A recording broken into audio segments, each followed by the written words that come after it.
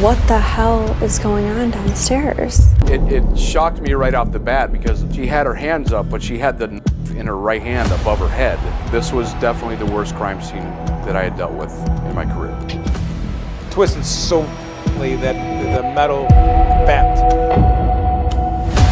Kevin, do you know anything that was happening at the house? Hang on a sec. We just talking about his wife's work. Why is he not cooperating with us? What is he hiding from us? Anything coming back? Recall coming out of the bedroom with a in your hand? No.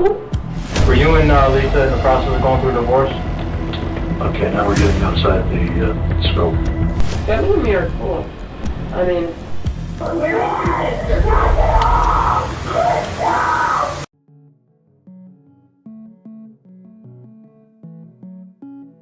Hey friends, welcome back to my channel, Detective Michael here. Today's story is definitely not for the faint-hearted, and, while I was working on it, I swear I got chills running down my arms more than a few times.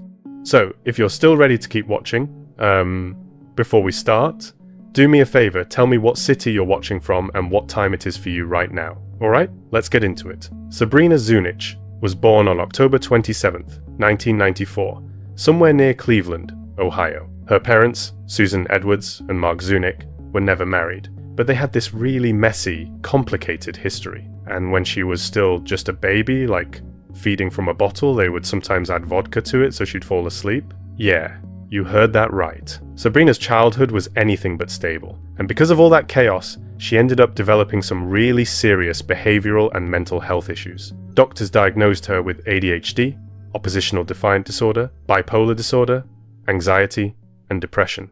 Were you taking medication for that? what? For having those type of thoughts? I mean, I guess it's contributed with the fluctuating moods. Because my bipolar, it just straight shots down into depression. Okay. And I haven't had any problems. My meds have been constant. Since when I got there, I was on 9 meds. And they're all very high dosages. Now I'm down to 2.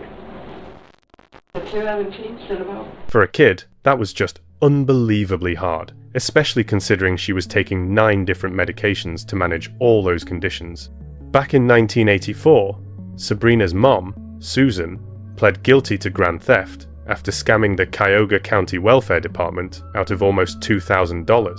She ended up getting 6 months in jail and 5 years of probation. By the time Sabrina was born, her dad already had multiple arrests, driving under the influence of alcohol or drugs, disorderly conduct, all of that. And when Sabrina was only 16 months old, Mark was arrested for domestic violence. So, from day one, her whole world was surrounded by chaos. Her parents didn't live together, so she kind of bounced back and forth between them. But whenever her mum was in jail, she stayed with her dad. Most of Sabrina's childhood took place in this small house on Regent Road in Wickliffe, Ohio, where she lived with her dad and her grandma. And honestly, that house was always on the local police radar. Officers were called there all the time because of Mark's drunken and often violent outbursts. When Sabrina got older and hit her teenage years, things got even worse. Her grandma, who had basically been her main caregiver, was getting older and her health was slipping. And right around the time Sabrina hit puberty and became a young teen, her behavior got so wild that her grandma just couldn't handle it anymore. Sabrina was getting into fights at school, stealing from her grandma, and just causing a ton of stress. By the time she turned 14, it was clear her grandma couldn't keep up. No other relatives were willing to take her in, so she ended up in the foster care system. Life for Sabrina stayed rough. She kept bouncing between foster homes, and she even spent some time in group homes. But in 2011, things finally started looking up. She was placed with Lisa and Kevin Kennel, a loving family that genuinely cared about her. Because of that, Sabrina started showing real improvement. She was in special education, but her progress was huge compared to where she had been before. It's kind of amazing how fast a kid's life can turn around when they finally get structure, support, and just a little bit of attention. Her behavior even got better. Sabrina started saying she wanted to be a massage therapist someday. She got along really well with her 2 foster sisters, Megan and Haley, and it looked like she was finally finding some stability. Lisa was born on May 20th, 1971 in Reynoldsburg, Ohio. Before she married Kevin Knoll, Lisa already had a daughter from a previous relationship. In 2006, she married Kevin, and in 2009, they had a daughter together. Kevin worked as a truck driver, and Lisa was a social worker at the Department of Children and Family Services. Lisa had this real passion for helping people, especially kids. She truly believed in Sabrina, like she honestly wanted this girl to succeed. And that's exactly why she and Kevin decided to become foster parents in the first place. It showed just how deeply committed Lisa was to helping children who needed someone. Kevin Kennel made pretty good money, around $51,000 a year as a truck driver in Cleveland, plus another $119,000 from his job with a bus company. The family lived comfortably, very middle class, a stable, normal life. When Sabrina was getting close to turning 18, she really hoped her foster family would let her stay long enough to finish high school. That's one of the biggest problems with the foster system. Once a kid turns 18, they just kind of age out and they're suddenly on their own. At first, everything at the Knoll house was going smoothly. Lisa and Kevin agreed to let Sabrina stay after her 18th birthday, thinking it would help her finish school. The whole family seemed pretty close, almost like a big, happy, blended family. But eventually, everything started to shift. Sabrina began getting more aggressive toward Megan, Lisa's daughter, and the girls were constantly arguing, especially about their younger sister Haley. And this wasn't like normal sister drama or everyday teenage rivalry. Their conflicts were way more serious. Do you feel safe where you're at now? Yes. With Lisa and Kevin? Yes. And Megan? And Haley? How'd you get along with Megan and Haley? Haley is my everything. I love her. Okay. Megan, she's bipolar also. So me and her were up and down, but I've never done anything to her, ever, nor had thoughts. I mean, I'm a very nice, giving person, but they will tell you that. Like someone said, won't lie to you. I don't do anything to hurt people. And Megan constantly treats me like complete crap, but I go back to her and I help her with things. So I'm accepting of people. Get where she's coming from with the bipolar. I was there too, I told her so. Lisa also started noticing that Sabrina seemed to be getting really close to Kevin. According to Sabrina, Kevin was the only person in the house who truly loved her. And she started getting offended by Lisa's rules and boundaries. It was just way easier for her to talk to Kevin. She felt like Lisa treated her biological kids better, Things escalated so much that Lisa ended up telling her friends she planned to ask Sabrina to leave in January 2013, right after she turned 18. Me and Lisa have never been the best. I mean, I've never tried to hurt her, never had any thoughts of hurting her. Yeah, it's been emotional and mental abuse from her to me. She put her hands on me, not fighting, but restraining me so I wouldn't give an iPod to her. And I don't know. I don't know. She's never seemed to like me, and she's been wanting me out of the house.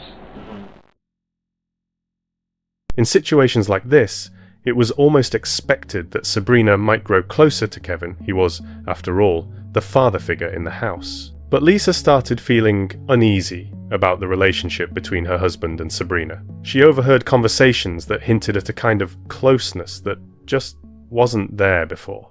How do you get along with Kevin? Kevin and me are cool. I mean, he's more the one that helps me out. Because this was Megan to deal with. Megan has mental instabilities herself. Okay. And so we made agreements a long time ago that if I need anything, that I can go to Kevin. And if it was major that she needed to be involved in, then he would ask, but not to be concerned about small things. It's already stretching her out. Her job and Haley and Megan. Some kids naturally gravitate toward a parental figure, especially when they feel like their mum, or in this case, their foster mum, is constantly on their case about school, chores, and all the house rules. But everything changed on September 15th, 2012, when law enforcement got a call to the Knoll home. Kevin met the officers outside and explained that he had called because of a family dispute with Lisa. He said they'd gotten into an argument over Megan's behavior, and things escalated. Kevin admitted that he grabbed their foster daughter, Megan, by the neck and walked her down the hallway while still holding her there. Lisa was furious, yelling at Kevin and accusing him of choking Megan. After the incident, Kevin did something pretty strange. He called the police again himself, just to document what happened. He said he wanted an official record in case they got divorced. He didn't want Lisa twisting the situation and using it against him if they ended up fighting over custody of their daughter Haley. And I mean, thinking about divorce in the middle of a family meltdown? That's, like, seriously odd. It really makes you wonder where his mind was at. But a few weeks later, things kinda looked normal again. Kevin and Lisa went camping with friends, and on the surface, everything seemed fine. But during that trip, Kevin admitted to one of his friends that he was seriously thinking about filing for divorce. And if it already didn't feel strange enough, Kevin did something really disturbing. He pulled out his phone and started showing his friends some photos. And these weren't just random pictures. They were photos of Sabrina, his foster daughter, from what he called a fashion photo shoot. But it didn't stop there. Kevin told his friend that Sabrina had been buying him underwear, and at that point, Kevin's friend got really worried and straight up asked him if something inappropriate was going on between him and Sabrina. The most shocking part? Kevin didn't confirm it, but he didn't deny it either. His friend was stunned, and honestly, who wouldn't be? By the spring of 2012, Kevin and Sabrina's relationship started taking on this unsettling tone. Kevin, who often drove Sabrina to school, began with these little gestures, holding her hand, touching her, you know? His relationship to you?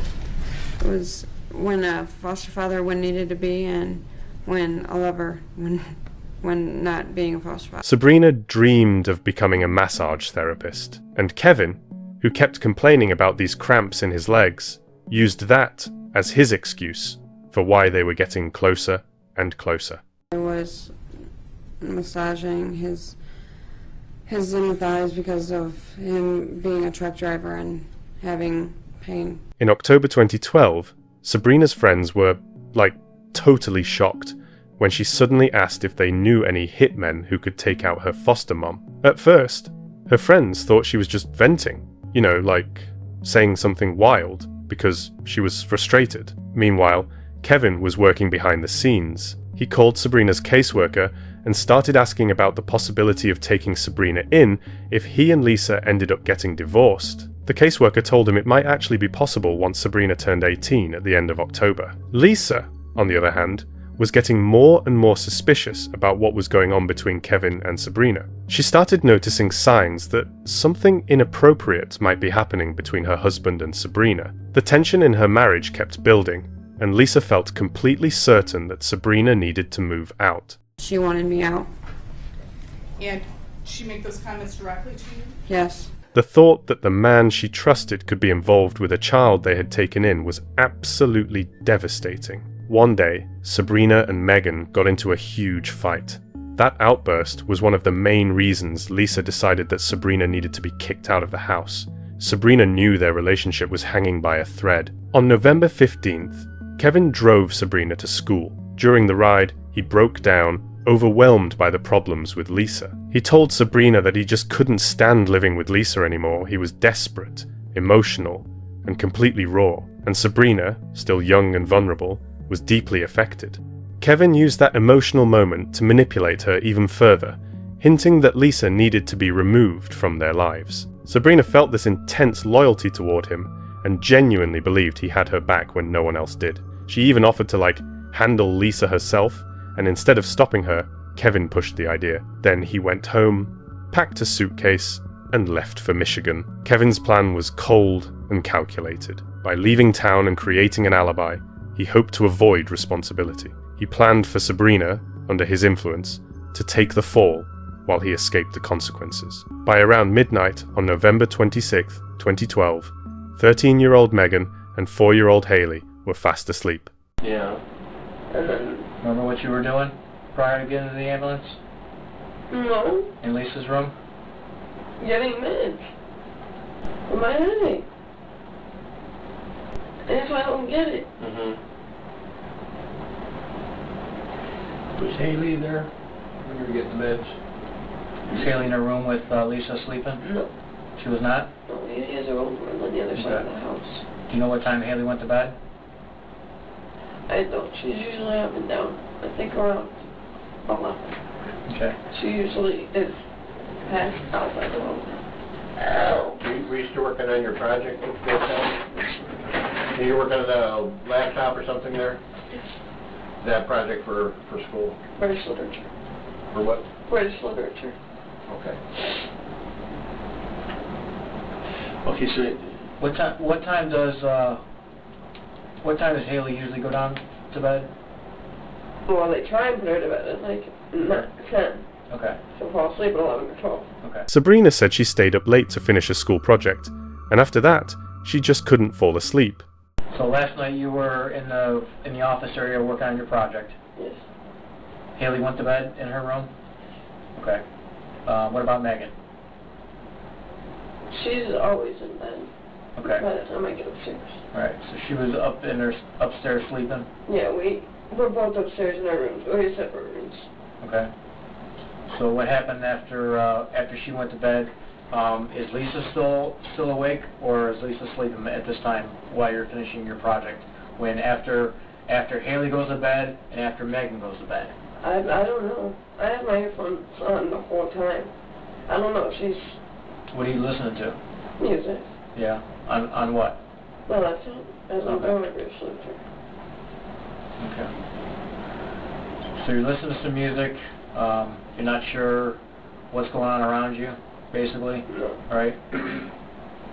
And at some point in time, you say approximately midnight, Yeah. you go upstairs and try to go to bed, correct? Right. Okay. Some point in time, you don't know how long it's been. You can't go to bed because you've got a headache, Mm-hmm. correct?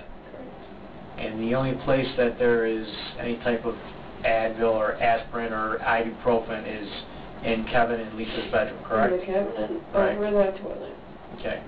So you go downstairs, you go into Lisa and Kevin's room, you go open up the medicine cabinet, white bottle that says ibuprofen. How many did you take? 3. 3. How many milligrams are they? I don't know. 250? I don't know. Okay. I just know that I take it from my headache. Okay. It's the only thing we had. All right. So you take 3 of those.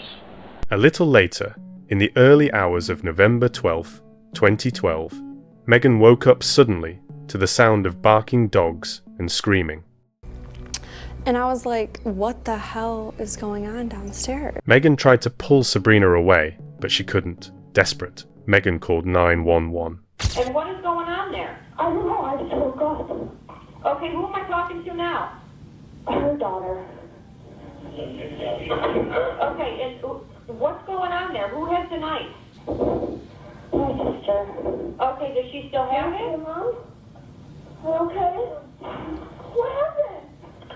Shortly after the 911 call, a police officer arrived at the house. He saw a young woman running to the front door, urging him to get inside faster. The officer went in, walked down the hallway, and told Sabrina to come out with her hands up.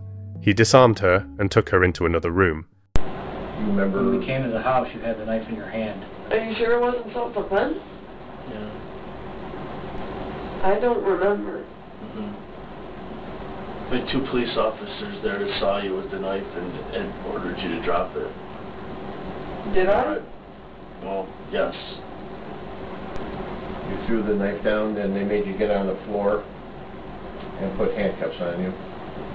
Do you recall that part of it there? Lisa's body was found in the master bedroom. Little Haley, around 4 years old at the time, was hiding in the closet of her mother's room, scared and confused. Remember Megan coming in? No. No? Remember Haley coming in? Megan and Haley were both there? Mm-hmm. Yep. Look, you're saying everything. So, what you're saying is true. You're telling me Haley and Megan saw me or her mother? Mm-hmm. Nobody needs to see that. No. You're right. Investigators were stunned, trying to make sense of this horrifying crime. What could have driven Sabrina to such brutality? She was taken into custody. At first, they brought her to the hospital to treat her injured hands, and then she was taken to the interrogation room. You should have told me I did it. Yes. But most of that was probably hers. That's why we need you to concentrate and think about what happened. Sabrina claimed she didn't remember anything from that fateful night after taking some Advil. The investigators tried to jog her memory. Anything coming back? Recall coming out of the bedroom with a knife in your hand? No. Well, you had a knife. I did. Yes, you did. And Megan called the police. That can't be true. Bree, it is. I'm sorry. I've never been a murderer. We need to know. Sabrina never denied that she had killed Lisa. She only insisted that she didn't remember how or why it happened. How else would she have died if you're telling me she... Well, either you did or you didn't. What do you mean? That doesn't make sense. I must ask you if you did. I don't know. Okay. Out of the four of you that are in the house, okay? One's 3, one's 13, you're 18, and then there's Lisa. Okay? What would be your explanation for what happened if you don't think you did this? I don't know. I can't think straight. Okay.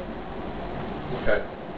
Sabrina's plan was to use abnormal behavior as a defense strategy. Usually, in cases like this, suspects also claim memory loss to avoid admitting to the crime. The investigators knew about this tactic, but they acted according to the law, innocent until proven guilty. You know policemen in uniform, right? No. None of that? You were arrested at the house. I was? In handcuffs, gunpoint. Gunpoint? Yes. You remember any of that?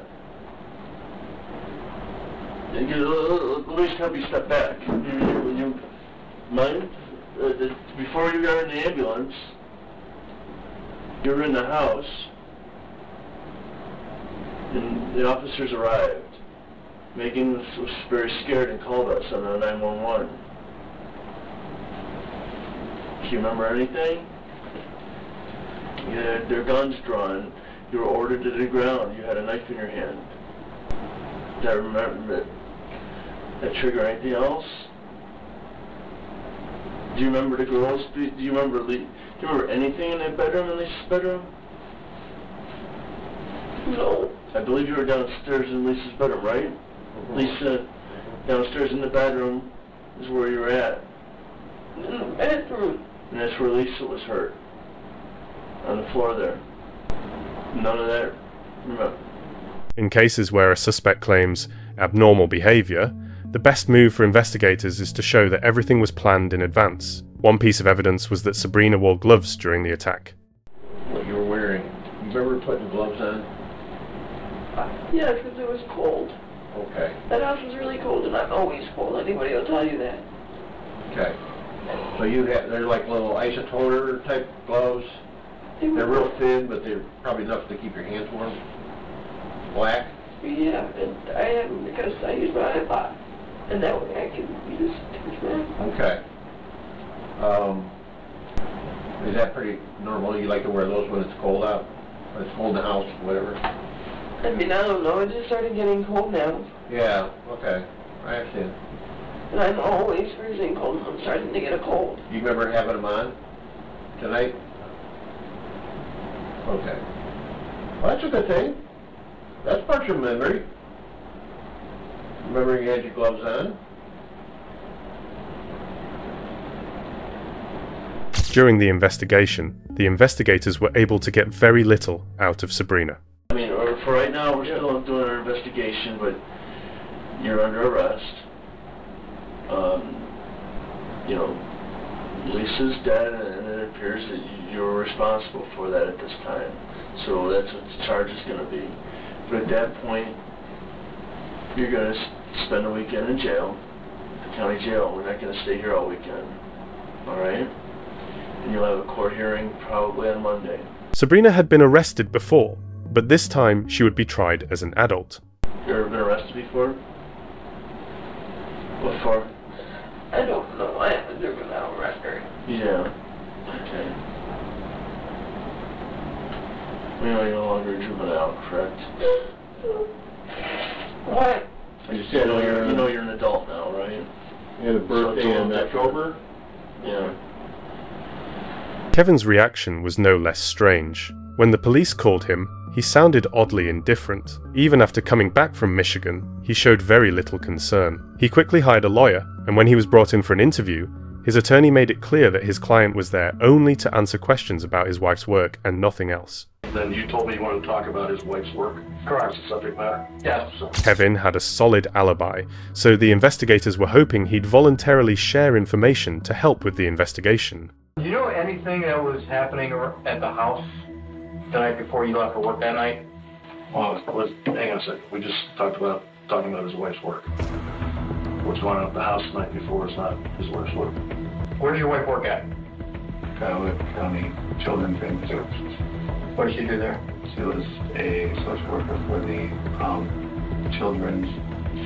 Kevin was emotionally distant. Usually, in situations like this, a husband might cry or get angry, but he just stared at the floor, avoiding eye contact with the investigators. Were you and Lisa in the process of going through a divorce? Okay, now we're getting outside the scope. Despite the officers warning him that it would be too traumatic, Kevin insisted on seeing the crime scene, asking the investigators all the gruesome details of the murder. His persistence was super suspicious, like he was more interested in the details of the crime than grieving his wife or seeking justice. Kevin drove straight to Lake County Jail, determined to see Sabrina. When they refused him, his frustration exploded. "I'm her father!" His outburst was so intense that the officer, reluctantly, added Kevin to Sabrina's visitor list, even though they still didn't let him inside. After Lisa's funeral, Kevin's attention quickly shifted to her life insurance. As soon as he learned of her death, he started calling insurance companies, trying to get the payout. That kind of behavior isn't totally unusual. People often contact insurers right after a loved one dies to cover funeral costs. But in cases like this, that kind of urgency, combined with other suspicious actions, is a huge red flag. Kevin's behavior didn't calm anyone down. It seemed to confirm the worst fears and added another layer of complexity to the case. After the funeral, he wasted no time and collected a $785,000 insurance payout. People couldn't help but notice how quickly he pushed for the money, calling the insurance company multiple times a day, insisting on a fast payout. By spring of 2013, Kevin had taken the money to Florida. He bought a house, several cars, and even took flying lessons. He paid off the mortgage on their Ohio home, which was at risk of foreclosure, but he continued living there with his mother and younger daughter, Haley. Once information about Sabrina's life after leaving the group home came to light, a darker picture started forming. After Sabrina was arrested, she began talking to Kevin, and the cash had been spent. She was ready to tell everything. It was shocking how quickly the insurance payout came, especially since they usually wait until the investigation is complete. Sabrina said it herself. Kevin had invented the whole murder plan. Did you engage in any other activity with the defendant about that topic at that time? Yes. And what happened? About how to kill her. Can you describe for us or give us an idea of exactly the statements that Mr. Knafel made to you about his wife being gone? She would be worth more dead than alive. Kevin promised her a new life with the insurance money, a house, college tuition, and care for Haley. To Sabrina, it sounded like an amazing deal, especially since she genuinely cared about Haley. But Kevin wasn't thinking about providing for his own kids. Why did you do that? Because I was doing what I was told to do. Right, and who told you to do that? Kevin. Right. And why did you keep doing that? Because I knew I was already going to jail. Sabrina took responsibility, but she made it clear that the whole plan had been initiated by Kevin. At the same time, she was still using meth, which might explain why her plan fell apart. Her lack of planning was obvious. She didn't cover her tracks or try to make it look like something else. It was a terrible plan, poorly executed, but she was young, troubled, and clearly hadn't thought everything through. Kevin suggested staging a robbery, but everything fell apart when Megan woke up to her mother's screams. Even though no direct evidence of a physical relationship between Kevin and Sabrina was found, investigators found her testimony believable. Sabrina and Kevin exchanged about 2,000 messages in the month before the crime, while Kevin sent his wife only about 200. The sheer number of messages highlighted how close they had become. Even though the FBI couldn't recover text messages from Sabrina's phone, detectives were looking for anything that would tie Kevin to the crime. They asked Autumn, a friend of Sabrina's, to record phone calls with Kevin in hopes of catching him admitting something. Kevin was careful on the phone and barely said anything about the crime. A personal attempt by Autumn didn't work either. She wore a listening device, but Kevin never admitted to planning the murder. 9 months after Lisa's murder, Kevin was arrested. On August 9th, 2013, he was charged with conspiracy to commit aggravated murder, complicity to aggravated murder, and battery. Sabrina pled guilty to murder and became the key witness in Kevin's trial, which began in May 2014. Are you knowingly, freely, and voluntarily pleading guilty to one count of aggravated murder? Yes, Your Honor. The prosecution's case was mainly built on Sabrina's testimony. Did you purposely cause the death of Lisa Knapel? Yes, Your Honor. And did you use prior calculation and design or planning in order to commit that murder? Yes, Your Honor. Other witnesses confirmed her relationship with Kevin. Kevin's defense team tried to challenge Sabrina's credibility, focusing on her mental health history and the fact that she had been on medication since childhood. They also highlighted her past aggressive behavior, including school fights and threats. The prosecution's case mainly relied on Sabrina Zunich's testimony. After 9 hours of deliberation, on June 11th, 2014, the jury returned a guilty verdict. Kevin was sentenced to life in prison with the possibility of parole after 30 years. Sabrina received the same sentence. Kevin appealed, but the outcome is currently unknown. During the sentencing, Sabrina apologized to Lisa's family and appeared genuinely remorseful. She is now serving her sentence at the Dayton Correctional Institute and will be eligible for parole in 2042 when she turns 47. Kevin Kennel didn't just take a life. He destroyed a young soul, turning love into a weapon. Sabrina Zunich, though guilty, was also a victim of someone who exploited her pain for his own gain. This case makes us reflect not just on the crime itself, but on the deeper systemic failures that led to it. It reminds us that behind every headline is a story of human weakness and the dangers of unchecked power. Thank you for joining us this week. The line between good and evil is never as clear as it seems. If this story impacted you, hit like and share it with others. Your voice helps shed light on these kinds of stories. And if you're ready for more deep dives into the world of true crime, subscribe to the channel and hit the bell so you're the first to know about new stories. Stay alert, stay informed, and we'll see you in the next episode.